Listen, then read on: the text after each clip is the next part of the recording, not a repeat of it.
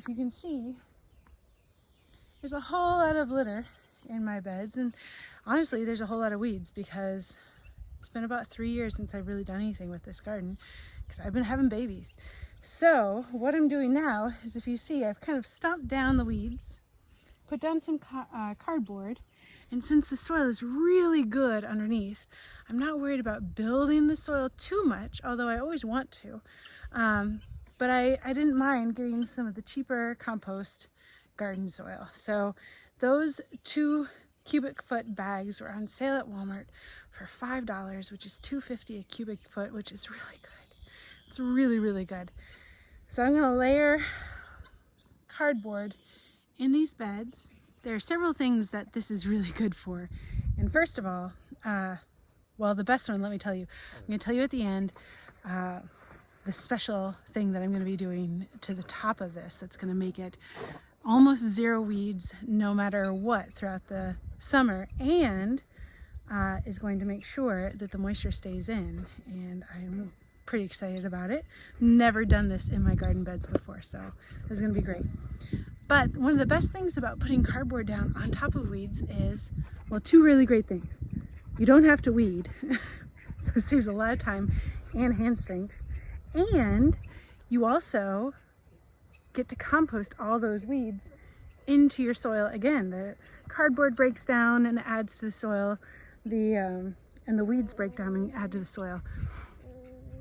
Those weeds used up precious nutrients from your soil and used it to grow, and so now all those nutrients that they absorbed and used to grow themselves are now getting composted back into your soil, so you're not losing anything. It's pretty exciting. My little helper. What good is a garden if you can't eat the seed heads, right? And here we go, pretty much minimal effort. Got a nice clean bed, ready for some seeds. And so I went ahead and did another bed. I still have 3 more to do. I feel like I'm hitting this at the right spot where it's not so late that I'm in the middle of trying to plant things too, and it's not so early where I'm killing off my local habitat. So this is a really good sweet spot. So let me show you. So I've got my cardboard, put the compost on top, and guys, mulch.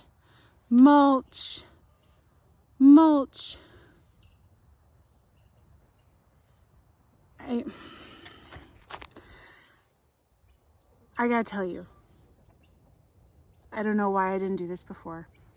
I feel kind of like a doofus because I know digging up in my pathways, I mean, if you look, there's stuff growing in my pathways, right? And every fall when I'm harvesting comfrey, I'm always digging in my pathways, or evening primrose, or whatever self-seeded there, whatever is growing up there that I wanted to harvest the roots on, or if I just want to dig something out of the pathway and not have it there anymore. It is just crazy ridiculous how rich and good this soil is, and I always lamented the fact that it was in my pathways and not in my garden beds, and I wish that my pathway soil could be my garden bed soil because it's so nice and dark and luscious and moist and wonderful.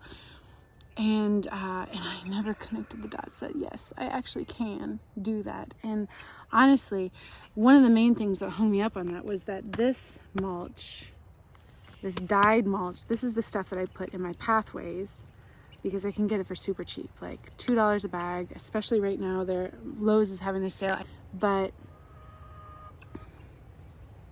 I didn't want to put dyed mulch in my garden bed. And I have made so many garden beds in my food forest around the bases of my trees that were cardboard and then compost and then this mulch because I wanted to build up the soil, but for some reason I had a disconnect with ground beds and raised beds, and I don't know, I think that when I did the leaf mold I was really disheartened with not being able to use leaf mold anymore because of how much nitrogen it leaches from the soil, that I don't know, maybe I like put on blinders or something, I don't know. But guys, this is ridiculous.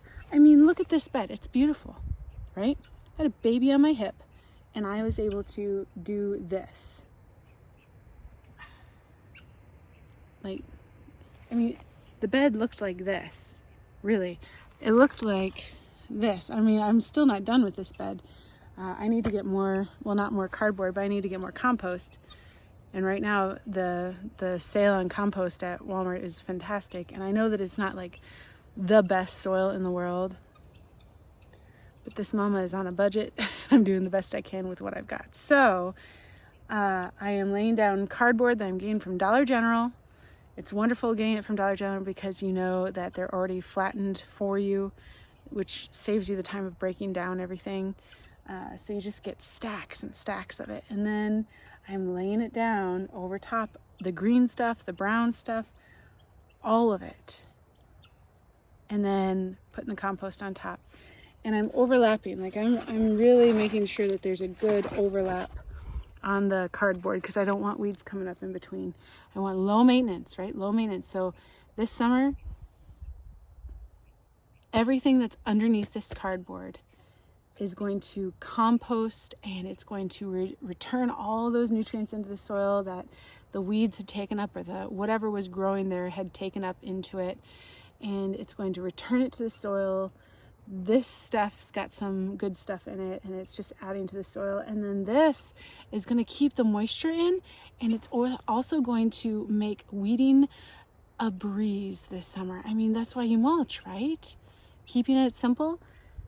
So I'm going to put my little tomato plants in here, or my potatoes or onions or whatever it is that I'm growing in this bed. I haven't decided yet, right? And I'm going to let it grow. And in the meantime, I'm going to go hang out at my new little pond over here with my kiddos, or the playground over here with my kiddos, and I'm going to enjoy the summer with my kids instead of being like, I wish I could play with you, but I got to weed the garden. So, guys, this is the secret. Now, notice that this is not the kind of mulch that you get in bags at the store. This is like fresh, coarse, mixed mulch that I got from a landscaping company where they cut down trees, and they had a whole bunch of it. So they delivered like a dump truck full to me for like $140. Really, really cheap. I'm going to be able to cover all of my beds plus a bunch of stuff in the food forest. I've got so much of this. So economical. And this is better for composting in your garden because it doesn't have the dyes in it. There's a lot less likelihood of chemicals in it.